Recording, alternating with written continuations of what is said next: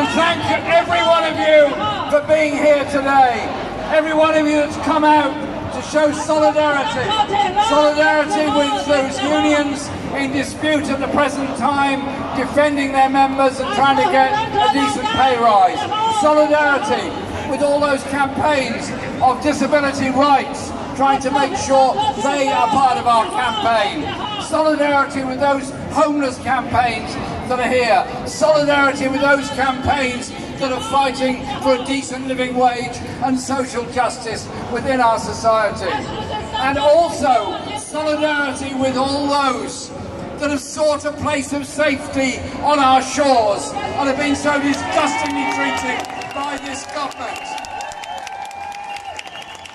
We today here in Trafalgar Square are a voice for humanity and a voice for unity of all of those struggles. That is what makes us strong, and that is what makes us different. We heard earlier at the start of the rally of the fantastic result that Barnet Unison had achieved by their action, by their solidarity action of making sure that one of their members did not lose their job. They won that dispute. All over the country, there are many other disputes going on. Don't be afraid. Join in and support. Support TfL workers next Thursday when they're in dispute. But also those like the Bakers Food and Allied Workers Union members at Samworth's in Leicester who are campaigning for union recognition. Join with them. Join with all the others in strengthening our movement.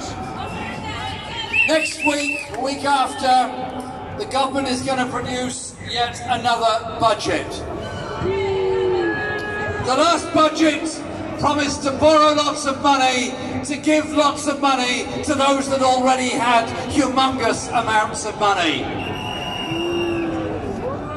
The Prime Minister lasted a couple of weeks and the Chancellor even less than that. And we now have a new Prime Minister and a new Chancellor. I don't have high hopes of this budget coming up. What I suspect is it'll be another tax giveaway to the super rich. It'll be another pass-by on the other side for all those that are avoiding tax and putting their money into tax havens. I suspect it will be another attack on local government and health, and it won't do anything for the wages of those people that desperately need a wage rise. The cause of inflation is not wage rises. The cause of inflation is tax evasion, tax avoidance and overcharging by the energy companies and many others. They found money to bail out the energy companies and factor in a 100% rise in prices. That will only last until April. Goodness knows what happens after that. There is, however, an answer of doing things in a different way. You invest in people. You raise wages. You raise benefits. You stop the profiteering by the energy companies and take them into public ownership.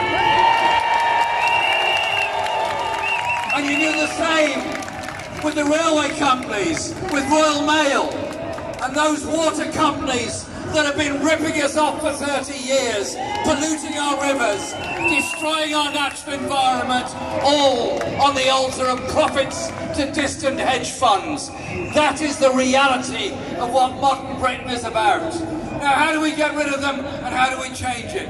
The answer is here in this square. It is the unity of all of those campaigns and people that want to see a different, better country, and one that works in solidarity with people around the world.